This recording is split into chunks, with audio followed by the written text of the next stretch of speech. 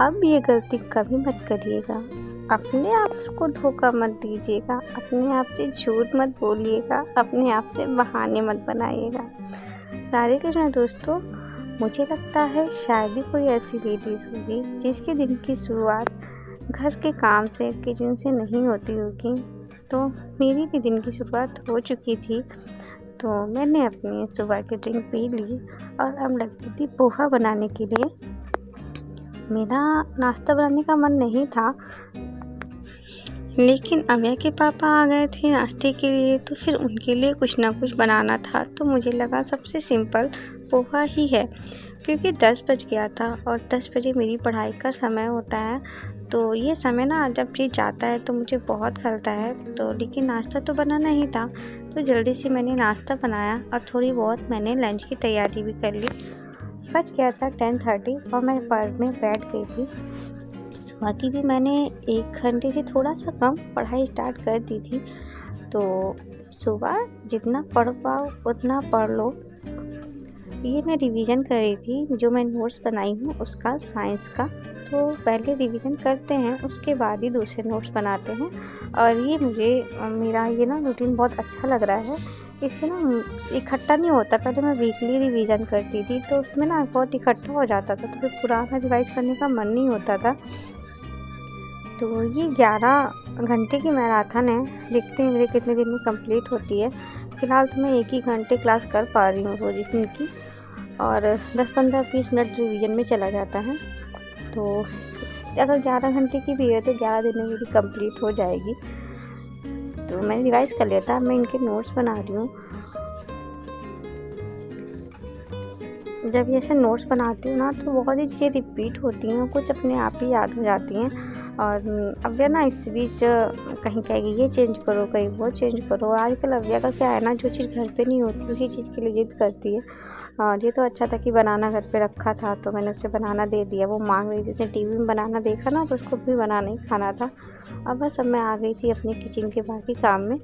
मैंने अपने लगभग मॉर्निंग में किया था 1 घंटा पढ़ाई, और अभी 1 घंटा 1.5 घंटा, 1.25-2 घंटे की पढ़ाई हो गई है। और अब शायद मैं पढ़ ही ना पाऊँ, क्योंकि आप मॉर्निंग में जितना पढ़ लेते हो ना, मैं पढ़ लेती हूँ, उसके बाद इतना लंबा गैप हो जाता है। घर के काम ही इतने हो जाते हैं, उनको समेटने में ना कभी कभी तो ऐसा हो जाता है रात तक टाइम नहीं मिलता। शादी के बाद पढ़ाई रीस्टार्ट करना एक टफ़ टास्क है। ऊपर से अगर आपके बच्चे हैं तो ये और भी ज़्यादा टफ़ हो जाता है। और अगर मान लिया आप खुद को मोटिवेट करके पढ़ाई करना शुरू भी करते हो तो आप 2 या 3 ही दिन कर पाओगे पढ़ाई, और फिर से वो जो पीछे की जिम्मेदारियाँ है ना आपको अपनी तरफ खींचेंगी। जब आप पढ़ने बैठोगे या तो आपको नींद आएगी, क्योंकि आपकी पढ़ाई में गैप हो चुका है 3-4 साल का, और उससे मान लिया आपने फ़ाइट कर ली, तो जो पीछे की जिम्मेदारियाँ हैं ना आपको अपनी तरफ खींचेंगी कि अरे अभी तो मुझे कपड़े फैलाने हैं, मुझे आयरन करना है, मुझे खाना बनाना है। तो बहुत सी चीज़ें हो जाती हैं कि अगर शादी के बाद पढ़ाई को रीस्टार्ट करने में अगर आपने मन बना भी लिया है ना तो आपको 15 से 20 दिन लग जाएगा शेड्यूल को फॉलो करने में। क्योंकि कभी कभी ऐसा होगा ना, मोस्टली टाइम ऐसा होगा कि हमारी पढ़ाई छूटी हुई होती है, तो हमारा जो ब्रेन है ना उसी के अकॉर्डिंग ढल चुका होता है, तो बुक निकालते ही हमको नींद आने लगती है। तो इन सब चीज़ का बस यही उपाय है कि इन सब चीज़ से हारो नहीं। और 1 दिन नींद आएगी, 2 दिन नींद आएगी, आप बेड पर मत पढ़ो, आप चेयर कुर्सी पे पढ़ो। और लेट नाइट पढ़ो या मॉर्निंग में जल्दी उठो, आप एक ही काम कर सकते हो, या तो लेट नाइट पढ़ सकते हो तो आपको मॉर्निंग में उठने में थोड़ा लेट हो जाएगा। और लेकिन हाँ, अगर आप मॉर्निंग में जल्दी उठ के पढ़ते हो तो आप लेट नाइट नहीं पढ़ोगे। तो ये तो आपके घर के शेड्यूल पे डिपेंड करता है कि आप कौन सा टाइम प्रेफर करते हो।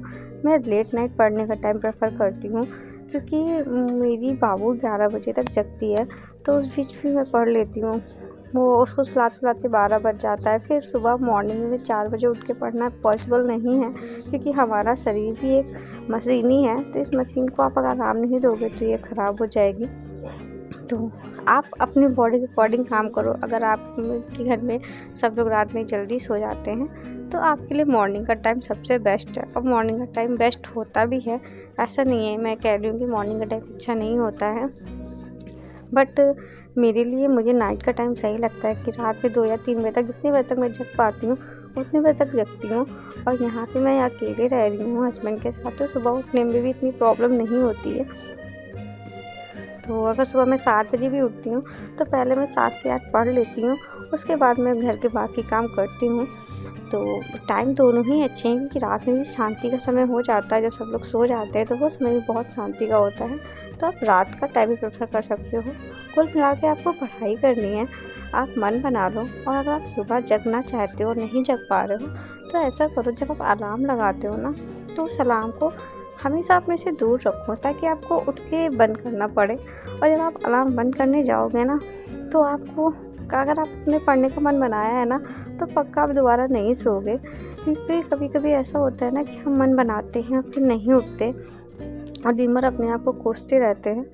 तो सिर्फ कोसने से ऐसा नहीं होगा, आपको खुद सिर्फ कोसना नहीं है, उसको करना है। 1, 2 दिन, 3 दिन आपको करने में दिक्कत होगी, फिर आप आराम से सुबह उठ जाओगे।